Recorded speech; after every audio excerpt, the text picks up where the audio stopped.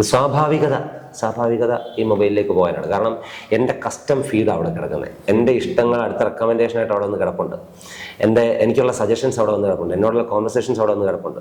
അതിനെ ഇത്തിരി നേരം ഒന്ന് വളരെ ബോധപൂർവ്വം അതെനിക്ക് മാത്രമല്ല, എൻ്റെ വീട്ടിലെ ഓരോരുത്തർക്കുള്ള ഇഷ്ടങ്ങൾ അവിടെ വന്ന് കിടപ്പുണ്ട്. ടി വിക്കകത്തുണ്ട് പ്രശ്നം. ടി വിക്കകത്ത് ഈ പറഞ്ഞാൽ എൻ്റെ ഇഷ്ടം, എനിക്ക് ലോകത്തെ വാർത്ത കാണാൻ ആഗ്രഹിക്കുന്ന യുദ്ധം കാണാൻ ആഗ്രഹിക്കും. ഇപ്പോൾ ഇപ്പുറത്തേക്കുന്ന കുഞ്ഞിന് പക്ഷേ അത് കാണാനല്ല ആഗ്രഹം, അപ്പുറത്തേക്കുന്ന അമ്മയ്ക്ക് ഒരു ചിരി മറുചിരി കാണാൻ ആഗ്രഹമുണ്ട്. അപ്പം ഇത് മൂന്നും കൂടി ഒരുമിച്ച് ടി വി കാണാൻ പറ്റില്ല. അപ്പോൾ എനിക്ക് പക്ഷേ കാണാൻ പറ്റുന്ന കസ്റ്റം ഫീഡ് എൻ്റെ കിടക്കുമ്പോൾ ഞാനത് പ്രിഫർ ചെയ്തു.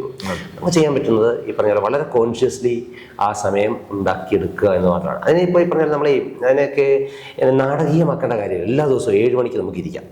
അതൊക്കെയാണ് അത് നടക്കുന്ന കാര്യം. വളരെ എന്താ പറയുക, ഡ്രമാറ്റിക് ആയി അത് നടക്കുന്ന കേസല്ല.